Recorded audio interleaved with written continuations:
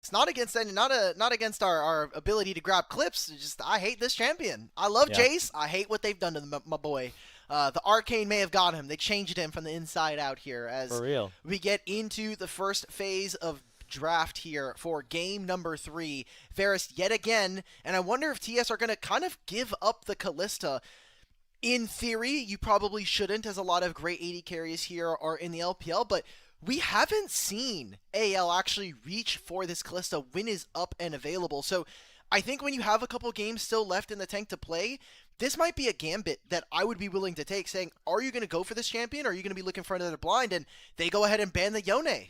So Callista still on the table. Things like the Draven and the Kaista for Jackie Love also still available. So things that can dominate the lane, be very aggressive in the 2v2.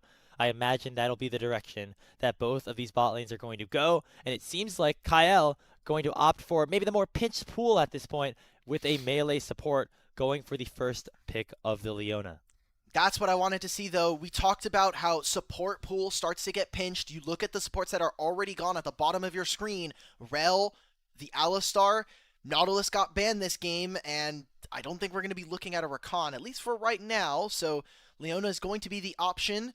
I think Braum starts to really rise in priority, especially if we're talking about the 2v2 versus the Leona, and something that would be able to help you, but we'll see what the response is. Maybe even focusing towards a jungler here for Kanavi. Still a little bit of time to decide. I'm curious what will be paired alongside this Misfortune, something that really can do a lot of damage in the 2v2 with the double ups. Instead, Okay. opting towards a mid lane pick, control mage play for Cream in the Victor. Okay, so we get into those team fights. We're going to be seeing big wombos here for TES as, you find a single kill with a bullet time. You're able to lock up those opponents from AL. The Chaos Storm starts to get larger if he has those upgrades. You have the bullet time like we were just mentioning. And for TES, what is their response? They can go for a bit more range like we're seeing with this Ziggs. Maybe they just try to go for an all-out team fight, but wanting to just outrange them and hope has been one of our better Ziggs here in the LPL. So now what I want to see from AL, probably going to need to get one more poke champion as we send Grapes to the Shadow Realm for getting Kanavi and Tarzan mixed up.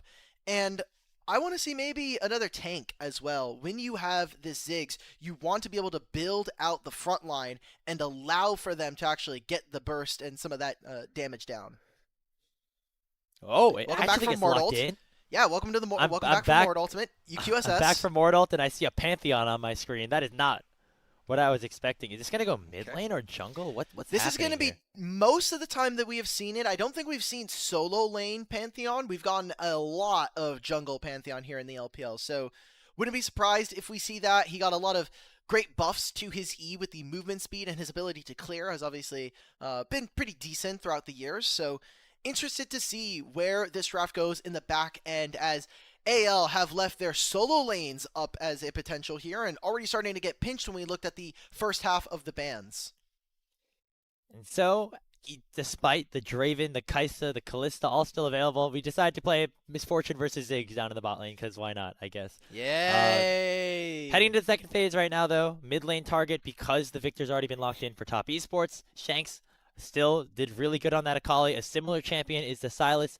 That will be taken away from him. Wonder if we see another mid lane ban, or if we see something thrown towards Flandre, as his pool is actually maybe getting pinched a little bit as well in terms of things that we've seen him play this season. Yeah, Maokai also a great flex here, either for Kanavi or for Crisp. The Nature's Grasp and the Ultimate are going to be such big proponents as to whether or not TS can find those team fights to allow Jackie Love to rip with the bullet time. Last ban here for AL is going to be the Poppy. They're going to need some kind of setup support.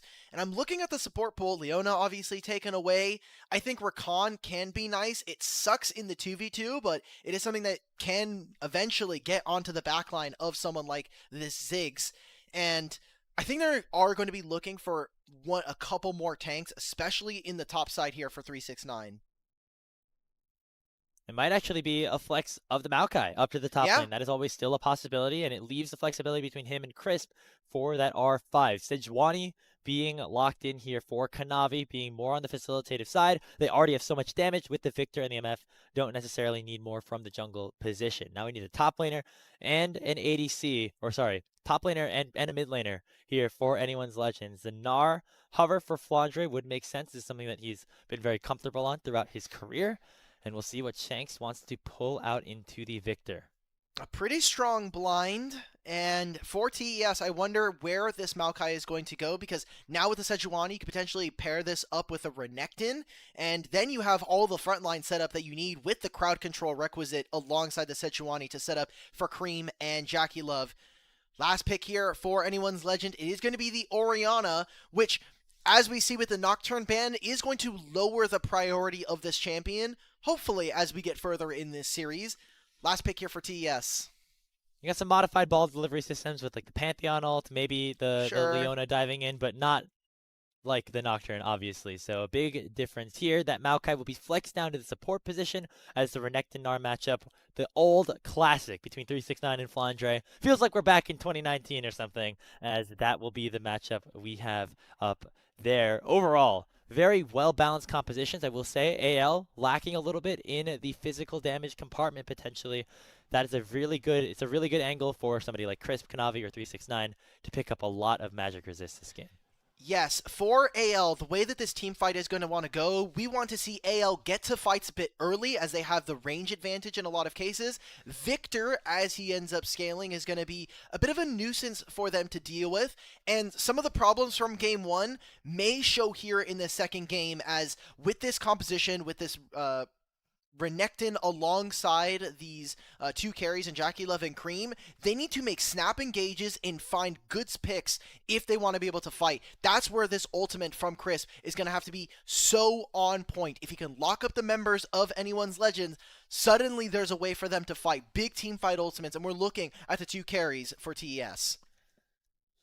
Cream and Jackie Love both played pretty well, I would say, in that last game on the Hwei and the Ashe. Can they do it again with a bit of a different composition? Victor, MF, still a very good backline threat, so not too dissimilar, as it will be game number 3 between anyone's Legend and Top Esports. Top, they gotta be feeling pretty good at this point. Last time these two teams faced off at this point in the series, they were already down 2-0. Now at an even playing field, just needing to win 2 out of the next 3. Okay. Early game, I am expecting for anyone's Legend to kind of be able to play with whatever ball they want, whether that is walking through mid lane. Level 6 is going to be a very key moment in the game for this team, as now against Cream, when you have this Orianna, while you do get slightly outranged by Victor, with your ultimate, you should be able to catch him, let Tarzan find and execute, and at the very least, you're forcing his summoner spells.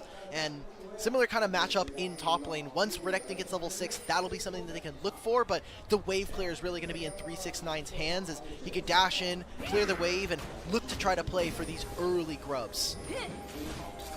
As we start things off and take a quick look at the room, nothing too out of the ordinary. You see the Aftershock on the Maokai, so you can see he's going for more of a tank-focused build instead of going something like the Comet or the Aerie.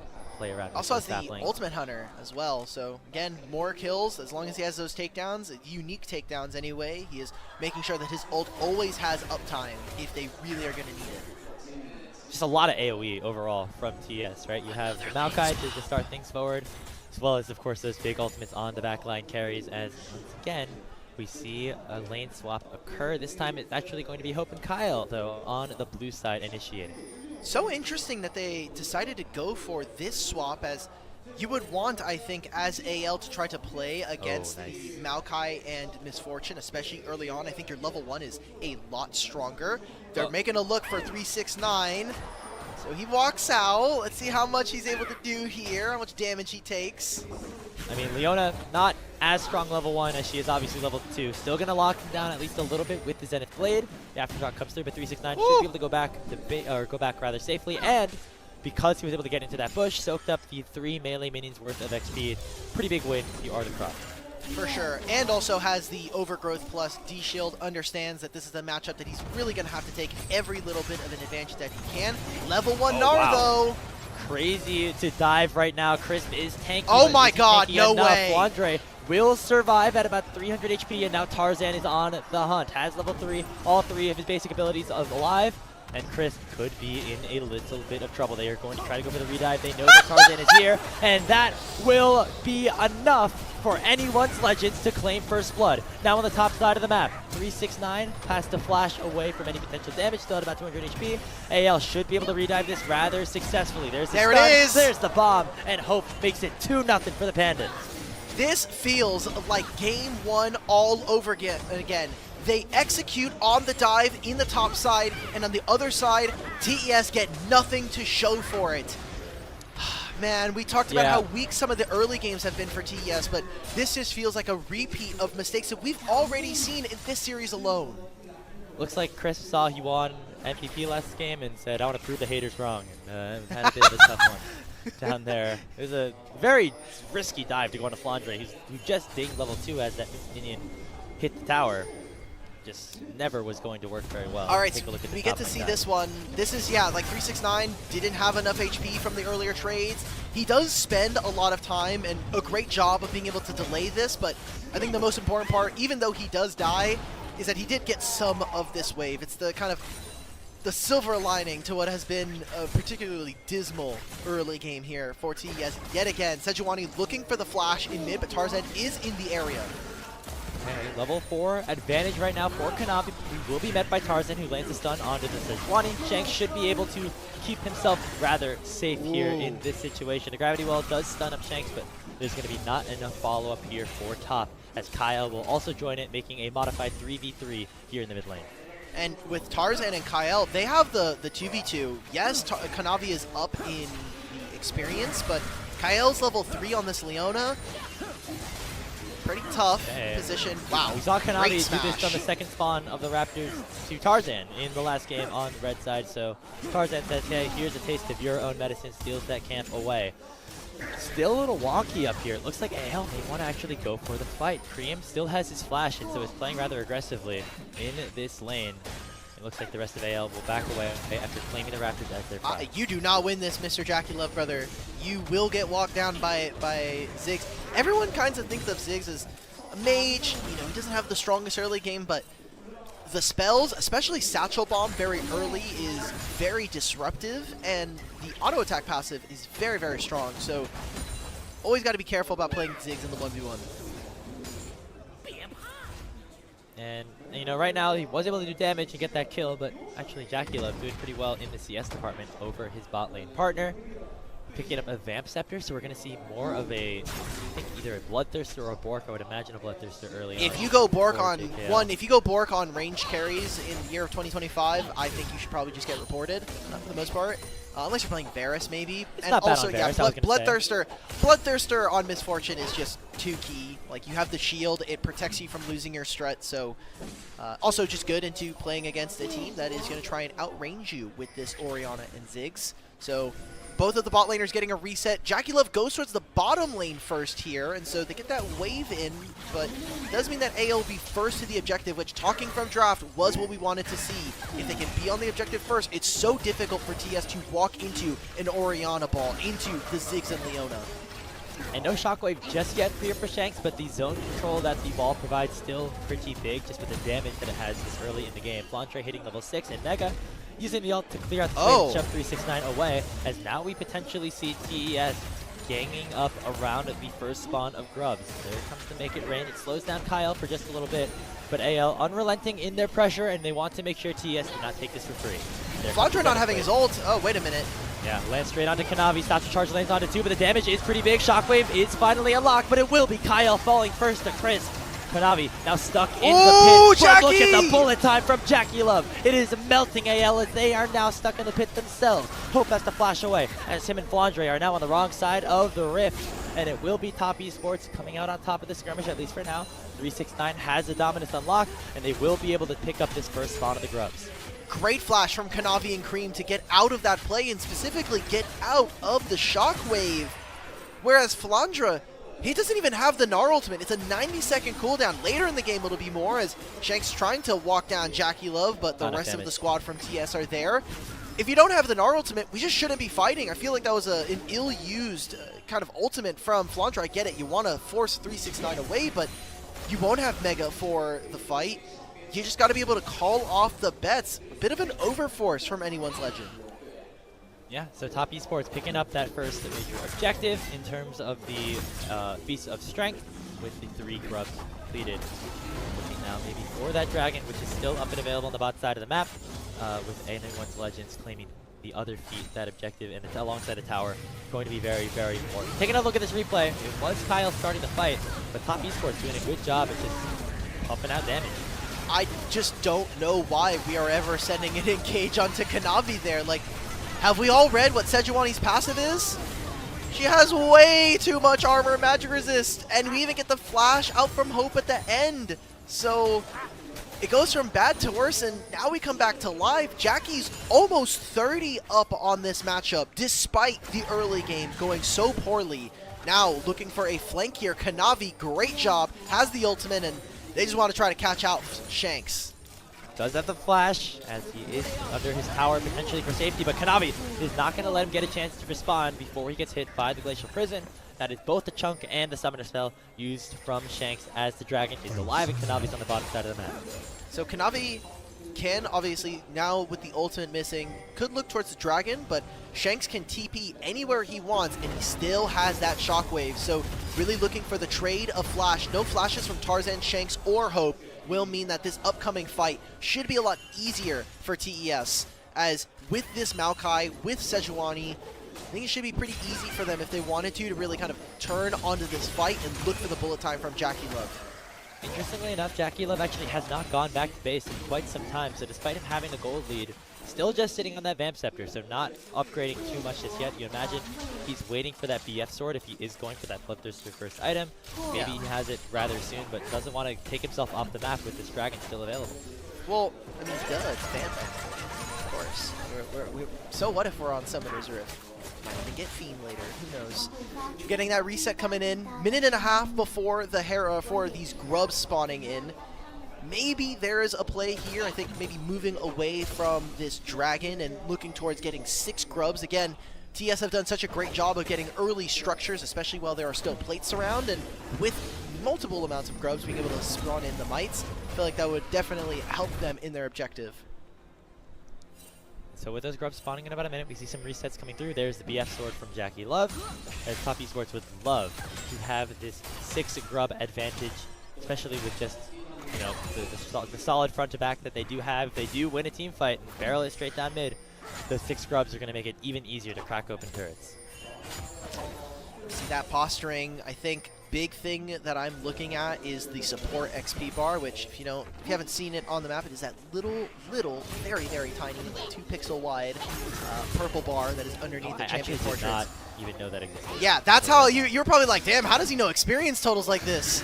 I'm not that good, dog. So, oh, we're making a play on the cream. Oh my goodness, Satchel forward because he knows that Tarzan is on the way. Mega Inferno Bomb takes Cream to about half HP as the Chaos Storm does go away. Tarzan looking for the stun, not in range just yet, but the shockwave will come through. Tarzan getting the kill on the Cream.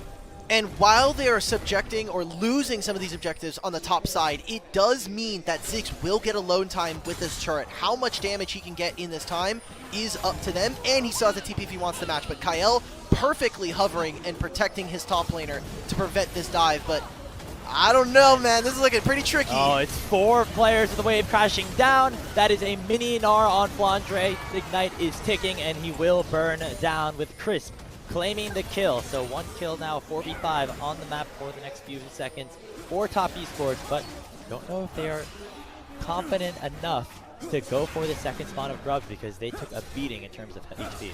Look, they got the Ziggs teleport. I think that is more worth to them, and we said how much of a priority early structures are. As soon as 369 is done with that play, he TP's bottom lane. Shanks is going to have to walk over there, but if he does, he's losing mid priority to this Victor. So TS are putting them in a pretty tough spot on the map here. As AL now, while they do get the grubs, I do think it is a bit of a losing trade here, as right now TS are really focused on getting standing gold where they can. So it's at least 2 picked up. The smite from Tarzan makes it a 3-3 even trade. However, Chris has had enough time to come back from the base and go in onto Tarzan with Twisted Advance. Tried to take one down with him, but damage is just not enough. JackeyLove getting on the board with his first kill of the game. Finally, it feels like TS have found their footing in this series. It took them a couple of games, and even though they won that last game, I still think was a bit tricky this time around. It feels like they're really in their groove. Maybe AL kind of getting that kind of stop finally. Uh-oh. There's the Nature's Grass combined with the bullet time. However, JackeyLove takes a decent chunk of damage, has to back away for just a moment, but will be able to survive and take it down Hope. Top Esports, making plays around the map, having himself a 1,000 gold lead, and more importantly, having JackeyLove fed on an 80 carry early on. So focused on making sure that this Misfortune finishes an item, being very competitive in the item inventories. We're talking about the economies here, as Hope finishing the Luden's Companion, JackeyLove doing quite the same with the Bloodthirster and the pickaxe as well. So getting close to what might be an Infinity Edge second. Either way, they can go and look for this play around the bottom side of the map. I don't think the Dragon is going to be that important. They're most likely looking to just get early gold, make sure that 369's in a great position, and maybe level 11 on this Renekton will be where we start to see this 369 guy kind of start to pop off. Yeah, you know, we've seen him on the tanks for the first couple of games. Now we see him maybe a little bit more agency on the Renekton for 369. He's got Kanavi on tank duty for him this time around. Dragon still has not been claimed by either side. This is still the first Dragon of the game. Been all focused around the top side of the map. I imagine the Otacon's going to be spawning there, as we do see now. And now the question is, what do these teams want to do? It looks like Anyone's Legends going to actually be the one to start up this Dragon, as they are overloaded on the bottom side. It's so surprising to me that we also just haven't had... so the kills went over to AL. The first to 3 epic monsters, however, is now tied between these two teams. And always have to be careful of Ziggs with this amount of damage that he has, the range that he can provide against the enemy team. You always have to be thinking about where they're playing. I love the setup. Hope cannot step up here. Even though Chris doesn't have flash, any afraid of like a twisted advance suddenly means that he has to take the long way around. And even Kanavi potentially prepping for a dive on that wave. Really loving what we're getting from TES as they're making sure to protect these carries. And as this game goes forward, it does not get easier for AL. If at any moment they lose one of these outer structures, it becomes more difficult for them to actually set up, as making play onto Cream, get his flash out, but I think he's fine for right now. He's still picking up gold. He's still getting those upgrades. Oh, and the twisted wow! barely lands onto Hope. The last little roots from the Nature's Grass from Chris is enough to lock down the ADC, and JackeyLove picks up yet another. I don't want to call it too early, but AL feel like they're wavering a little bit. Some of their confidence has been shaken, especially after that last game. This doesn't feel like the same AL that was winning Demacia Cup and putting up numbers on the board against TES. So maybe some of that's starting to catch up. Maybe TES as well, leveling up themselves throughout the series and throughout LPL so far. It's only about a week and a half here, but man, this game feels so much more in favor of TES, and I don't know, I have this like gut feeling of watching AL right now. They just feel a little shaken in this game. There's a little bit of a lack of coordination there, right? You saw 2 plays trying to happen at the same time for AL. You had Tarzan and Hope going into the mid lane. You had Shanks and Kyle on the top side. And instead of allocating the resources towards one area to make a play there, they tried to split it up, and it ended up really biting them in the backside, as JackeyLove now 3-0-3 on this Misfortune, working towards his second item very, very soon. And now the next thing on the menu is this Rift Herald that is in spawn. And he's got level 11. Both him and Cream have ticked over. 369 as well. They have 2 points in their ultimates. This is a huge power spike coming in for TES, as AL are behind in gold, behind in experience, and they're going to be starting up this Rift Herald here. Tough ask. 369's pushing in this bottom wave, so even if they give up the Herald, he can TP for this play, and they'll grab themselves the bottom wave. There he goes. turret. Oh, it's going to be such a big flank, and the Glacial Prison lands onto Hope. Solar Flare on the other side only finds Chris. The Mega Inferno Bomb does only a little bit of damage. 369 has the dominant pop. They pressure AL out of the pit and secure the Rift Herald on their own. They got now Cream! Kyle has found Cream, and Cream will go down. That is 1 kill in a 5v4 set up for AL, but top goes on the run, and AL will not be able to find any more. I was a bit question mark pinging that because Flandra started that fight with no Mega Gnar bar. He had no rage, so is a bit questionable. Tarzan finds the objective, and they almost dropped it. Shockwave. They find the pick onto Jackie Love. I think they're just setting up to just get this in range for the Satchel Bomb from Ziggs. Yep, should be Rift Herald, and then the W from Hope should be enough to take down this mid lane tier 1. Bullet Time going to buy some space, at least for a little bit. Tarzan threatening with his big old spear, forcing the rest of top esports back. It is a trade as 369 picks up the tier 1 in the top side of the map, but a really nice job from AL to get gold into the hands of some of their carries who desperately needed it. All right, mid-tier 1 down. This should open up for AL to walk into that side of the map and have a little bit of an Very easier nice time. angle. This is a angle of all time. Jackie Love literally, they only barely broke his Bloodthirster. And oh, this is the pick where the Nature's Grasp just barely is able to find Hope here. And we're getting every single, we're just doing the whole replay package, okay? All right, thank you LPL. 9 HP! 9! Jungle Diff. That one, I'm typing Tarzan. Jungle Diff. Sorry, brother. To be fair to Tarzan, he was trying to do a little, like, grab it on his way out kind of thing. Needed to press the smite button before he fell out of range, so kind of it happened. It happened. Happens. Sometimes you just get 9 HP Jungle Diff, and sometimes you get the Baron healing, if you remember those days. Oh, Baron level up. Very, very controversial act happening upon our Barons. But we're back into the game. We're back out of the replay package. Otacon is spawning in a minute, 20 seconds before this dragon. And while Soul isn't a big portion of what this game strategy is going to be for right now, AL are in position for this play. And right now, I love what TES have done with the map, but if they can't protect some of their carries, Cream not having Flash does make this very difficult for them to walk up for this fight. Okay, so now the target going to be this bottom lane tier 1 turn, at least for a little bit. Cream doing a nice job wave clearing with the laser, making sure that there is not enough damage put down to take it down with a satchel from Hope. Dragon is going to be started up by top. We'll see if AL want to respond. They have Flandre, who has just dinged Mega Gnar in the top side of the map. That is not a good timer for him to have this ability up online. Dragon Tarzan just walks into the pit! He's gonna 50 it. He gets the dragon somehow, and now Cream is in trouble once again with the shockwave on top of him, but he heals just enough to survive.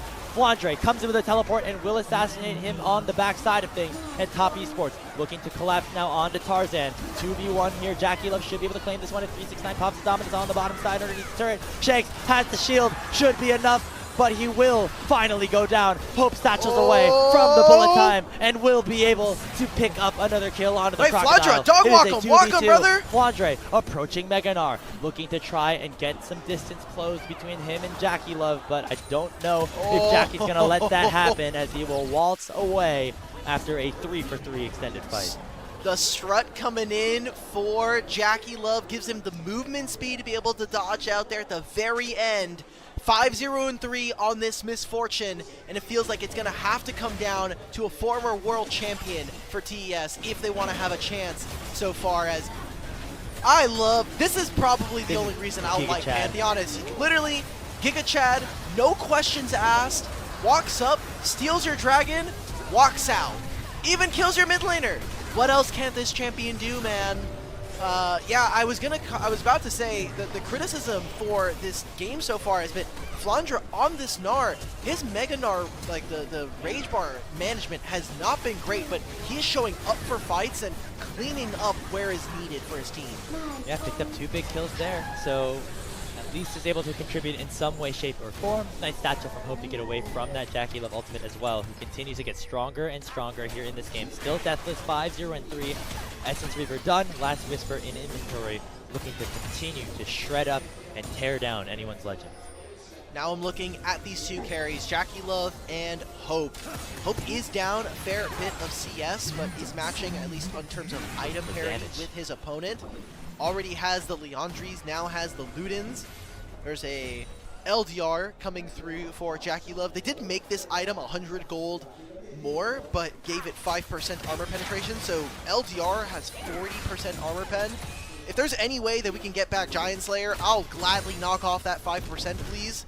I really miss Giant Slayer passive. It was not only a fun number because it gave you like a stat track of how much extra damage you're dealing with champions, but it also just let me actually kill tanks, or at least it visually let me feel like I was killing tanks. So Especially like the tanks that are maybe more pseudo tanks, like we have up here in the top lane right now. Like where all there's the not a ton of Fimbulwinter armor. abusers. Yeah, Yeah, all of those guys. So 369 and Flandre maybe able to survive a little bit longer because of that change. Specifically Flandre now on the Gnar, who has the upgraded plated steel caps thanks to the feats of strength being picked up by anyone's legends. They still find themselves down about 1,000 gold, so Top Esports still in good control. A lot of that gold, though, as you look down at the bottom of your screen, is on Jackie Love's Misfortune. And TES have done such a great job yet again. Another game here, 3 in a row, honestly, of just making sure that they're getting structures, specifically these bottom lane and top lane tier 1s. Every single game, it feels like they're the ones that at least take one of the turrets in trade for an objective. They're focusing on opening up really long lanes for their carries. I think it works so well when you have someone like 369 on this Renekton. And also makes it easy for playing for some of these objectives, especially with Otacon spawning 3 times in this top lane. If they can get this top tier 1, it makes it easier for them to push out the wave and at least set up for this objective, as right now, TS are so focused on getting vision around this side of the map. See if anyone wants to start off the Otacon, you see some pings around it, so both teams know that that is a option for the other side to go for. Tarzan walking very far forward here, but you know, with that passive, you can just tank up so much damage with that empowered E, as we saw in that last Dragon's fight. Speaking of Chemtech Drake spawning in just 45 seconds, that will be another objective for both of these teams to fight for. And I will say, big items, I think, coming in for ALs. They're all on 2 items here, except for the support. Kyle is just playing Leona. Guess what? There's this really cool ability on Leona. Do you remember what her W is named? Eclipse, right? Her W? Really? Is that right? I could be wrong. I don't know. I don't know. I just guessed this name. It's fine. For Wait, you're Leona, saying you asked me what the name of the ability was and you didn't even know what it was? Yeah. Get out. I think it... Chat, let me know, but I think it's Eclipse. Yeah, let's do chat do some of the heavy lifting here, okay? I was going to say, he has Aftershock, and Leona W basically means I'm unkillable for the next 3 seconds. So, really wherever Kyle gets to walk is it's a bit free sometimes. Yeah, especially because he had a buddy kind of in the vicinity in case he did get caught up by more than just Crisp and Kanavi. Obviously, the tanks could not do damage to the other tank. It is in fact Eclipse. All right, good job. You kept your job. Pass the test. I'll be right back here later this split, I guess. I see teleport coming from Flandre. Looks like right now Top Esports getting control around the Dragon, and so AL just going to cede control of that and go towards the Otacon instead. Again, the revives could be very big in a potential fight, so TES know that they cannot go for the Drake and instead are forced back to the top side of the map. They're starting this Otacon like we were just mentioning, but Flandre's got to be so careful. Oh, Jackie Love, perfect really cleanse. Nice cleanse from Jackie Love, but Kyle is still on top of him. The Pantheon all comes over the top, and Tarzan will shut down the main carry of Top Esports. Flandre with a Gnar ultimate onto 369, but the Nature's Grasp is big, and Cream is still full HP with the Arcane Storm raining down onto AL. Kanavi will get bursted down by Hope. That's another shutdown goes his way. 369 has to slice and dice away, but he will get eaten up by Flandre. Another team fight win, this time for AL, as Top Esports lose 3. Jackie Love's like, hey, can I get Gale Force back in this game, please? Like, yeah. I just use my cleanse, I have to flash, and still there's a Pantheon hunting me down from the opposite side of the map. Cream is full HP, but I don't know how much work you're going to be able to get done by yourself. You might be Victor, but with no Chaos Storm, I just don't think it's going to be worth. Tarzan has to be real careful. This Otacon's got hands. Yeah, this thing, you learn quickly. A couple days of the season did a lot of damage. Okay, Tarzan picks it up. Revives now available for all 5 members of AL as we get a look at the replay of this fight. Again, Jackie Love really doing everything he could, but when you throw the entire bag at the main carry, it doesn't end well. It's pretty good. I mean, that was a great bomb to start. Jackie Love getting tagged by a Ziggs bomb means that he actually lost his strut passive. All of that movement speed no longer available. Leona finds the engage, and again, no flash, no cleanse, no hope in this fight. As great split here from AL, as you look at that satchel bomb, it just split the rest of the fight. Cream and Crisp are in literal Narnia. We don't get to see 369 flash. Honestly, great for preserving his legacy as one of the great top laners here in the league. And it's going to be a Dragon here that puts AL at sole point. Pretty big win here for Anyone's Legends. It looked like Top Esports were controlling the early stages of this game. Alkin, we said that, maybe they have the composition that could scale a little bit better with Cream and Jackie Love. However, AL once again making another instance of these two teams facing off and having the goal basically dead even at the 30-minute mark, because how else would a game between these two teams go at this point? It's tough. It's tough. Remember, from draft, we wanted to see AL get to objectives first so that they can set up. And I loved how they leveraged Tarzan's ultimate with this Pantheon, being able to cross the map immediately and bring the fight to TES, who didn't seem like they were ready, didn't seem like they were really set up, and we haven't really seen that perfect kind of layup for Misfortune. One of the problems that I really have with this champion in competitive right now is a lot of Misfortunes wait for the perfect time, because any bit of crowd control that stops you kind of cuts your damage output in 3. So you need to be so precise with where this bullet time is going. That just isn't the case for TES so far in this game. It's going to be a startup for Baron, but you still have bullet time here for Jackie Love. I think this is AL looking for a turn so they can find maybe a summoner spell or get a kill off of one of the TES members. And they still have the Otacon revive for 20 seconds. Exactly, so even if a big group of kills goes down, AL could come right back into the fray.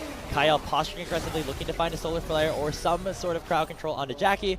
And once the full squad of TES arrive, they will head back after taking a pretty big beating from Baron Nashor. That guy also does a little bit of damage. Yeah, I'm glad that I want the jungle monsters to feel threatening. There was a point in like old seasons where if you weren't actually a straight up jungler that had like ideal damage to monsters or heal off of them, the jungle camps would straight up blast you. For anybody who remembers what old Raptor was, the whites, they would rip you asunder if you did not have the jungle requisites. They made sure that you had your GED in the jungle before you popped in. No, I remember like back in Season 5 when I first started playing. I hit level 10, I got Smite as my new summoner spell. I was like, wow, this is going to be great. Lock in Master Yi, get executed like 4 times in the first 5 minutes. It was hard back there. And I feel like we're seeing a similar level of that here with the Otacon, and now even the Baron Nashor, as Kyle was in a little bit of trouble, gonna get locked down here by Chris. There's the bullet time, but only with on to Kyle. Here comes Flandre, not the Mega yet, gets locked up by the Glacial Prison, has to flash away, but it is enough for the kill to land onto the main tank. But the carries still alive for top of the Arcane Storm, coming in and trying to do a lot of damage. Hope flashes forward. What an aggressive play from Hope as he takes Cream down. Now it's 369 and Jackie Love. No bullet time on the Misfortune, remember. TES still has their top laner with the dominance available, but he will have to back away in a 4v2 as AL take another fight. This is what the Ziggs offers you, being able to outrange this Victor and put him in such a tough spot. Either you're walking forward, you're getting satchel bombed, we're just not going to be able to interact in this fight. Same thing with Jackie Love. He's not having a great time, and you're just too far up. There's no mid-tier one, buddy. And Starfall, Tarzan does not have the flash, and so cannot lock him down. But with Kanavi still dead, now finally just arriving back in the fountain, Tarzan and AL have a good chance to set up around this Baron. Not going to go for it as we take a look back at this play. It started with Kyle getting caught out. Just remember what we talked about, even though we may have forgotten what the Leona W is called. Aftershock and W just means with the Eclipse, you do no damage. This was very questionable from Flandra. I think his Gnar has not been great this game so far, but I just don't think it matters for this game. The rest of AL are really in a... We're in a fight in Pip. Come on. We don't need this replay. We're taking a mid-tier one. We're fighting right before the dragon spawns. Jackie Love all of a sudden very, very low, as well as Kanavi. Not enough follow-up, not enough gap closing, I think, for AL to continue the chase, so they will back away but have the major HP advantage. And with Jackie Love likely forced to either back off or clear a wave to get the HP back, AL have all the time in the world to take over vision in this enemy topside jungle and make their way towards the tier 2 and mid. For me, what I'm looking at is no ultimate or no summoner spells here for Jackie Love. No flash as well for 369 or Cream. Those are two of the members you're looking. For Cream, it's for that safety. And for 369, it's the ability to flash into the backline and find Shanks or Hope. So now what AL will be able to do, get control of mid, push out these waves, move into the bottom side. You already see that the vision is there. You've got 10 seconds before this dragon spawns. It'll be Soul here for Anyone's Legend if they can pick this up.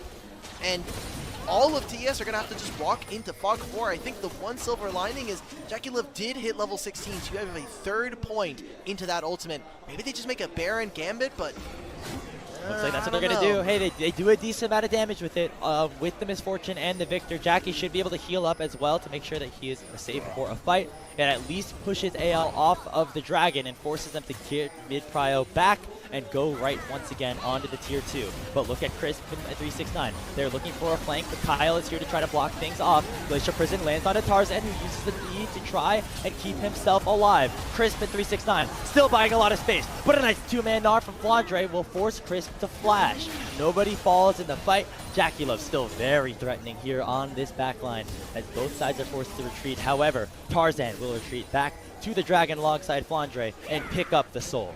I just think that Baron is terrible. Why as TS are we forcing that? Even if you are able to start the Baron, the rest of AL are going to be able to match. You can have Tarzan do the Dragon and then Grand Star fall into the fight. You're going to get outranged. They lose access through mid. They get pushed out, and that turns into more damage. Another flash being taken away. Now Crisps this time.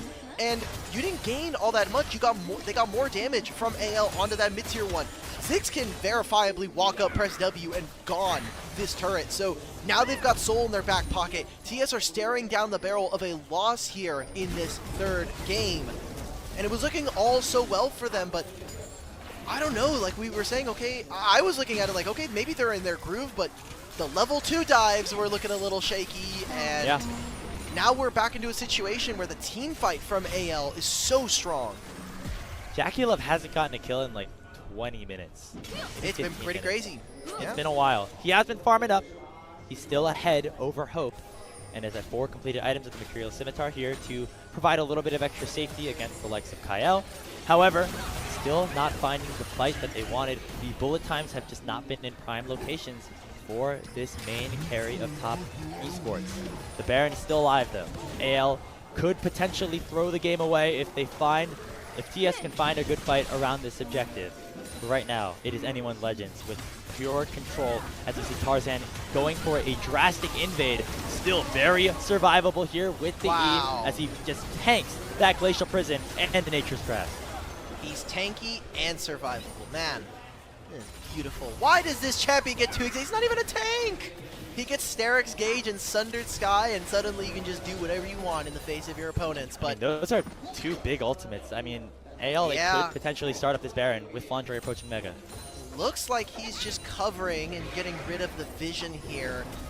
I think for right now, Grapes, what I'm going to be looking for TES, if they want a chance in this game, is level 16 for Cream. Oh, if Shanks had not shown there, maybe there was an angle, but if he can get 3rd point into the Chaos Storm, maybe, just maybe, with the evolution of all of his spells, TS can look for something. It's 2,000 gold. The gold is close, but we're Grand Sky falling in. Crisp just dead, tanking up too much damage. Hope landing the final blow. Bullet time not really finding much, only onto the tank. Satchel charge backwards from Hope means that Kanavi is not in a good spot himself.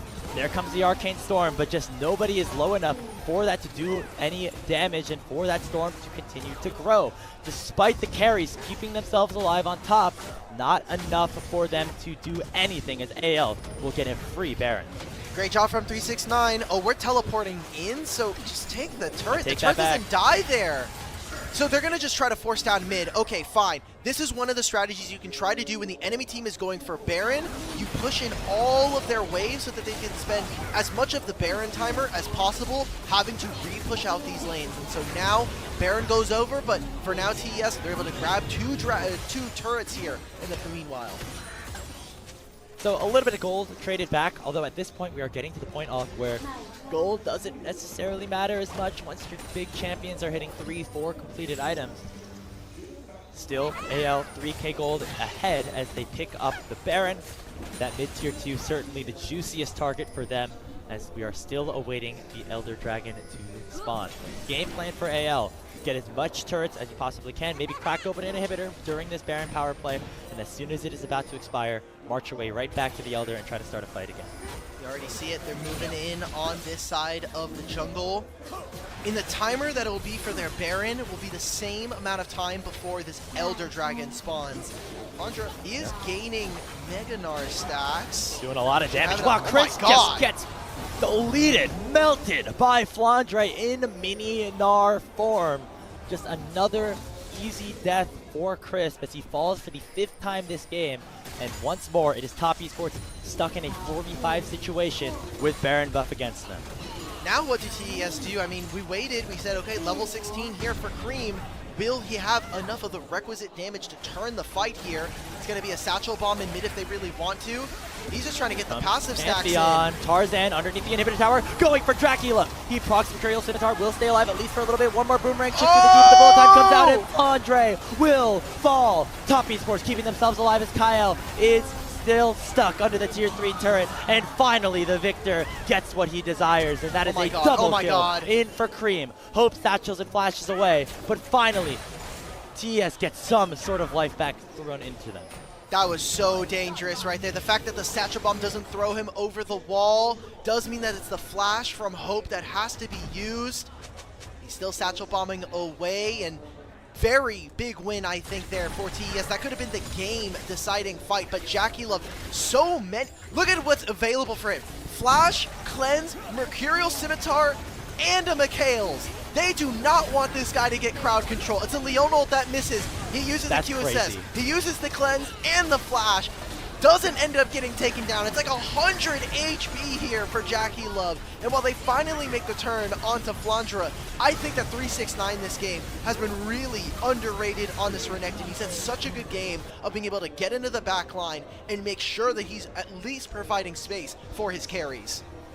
Yes, protect the president. That president right now is Mr. JackeyLove on the ADC, picking up another BF sword, looking for that 5th and final item. Baron buff expiring in 10 seconds as the Elder Dragon does spawn. All 5 members of AL are back alive, but right now Top Esports used the time that they had with the numbers advantage to gain control around the pit, and they are going to be the ones to potentially start this objective up first. Where is Shanks TPing to? Mans is in top side? Okay, the Elder is here. It looks like he wants to try to catch this mid-wave really high, make sure that it gets the push out in favor of AL, and they will move first into this bottom side river. So important for them. Either team getting this Elder could potentially blow open this game and immediately send us to a game 4. So now AL regaining control of the pit. 369 could be caught out potentially as Flandre is approaching back, and Kyle will dive on top of him with the Zenith Blade. Stun just on to the Croc. The Croc hysterics, but the bullet time could be big. There's Kyle looking to deny it. Tarzan now stuck in a 1v4. JackeyLove finally will go down as Kyle picks it up, and a 3-man shock wave from Shanks. It is a triple kill, a quadra kill for Tarzan on the Pantheon, and anyone's legends will march down the bottom side of the map and take themselves to match point. What an incredible shockwave from Shanks. Opens up Tarzan to find the quadra kill. You can kind of see it in those player cams. AL are laughing. The smiles are back for the boys. As with the Ziggs, they don't even need the Elder Dragon. We're going to game 4 with AL up a game. Another 40-minute game, but once again, it is AL prevailing. They go up 2-1 in the series and are just 1 win away for going up to 2-0 in Group A. What a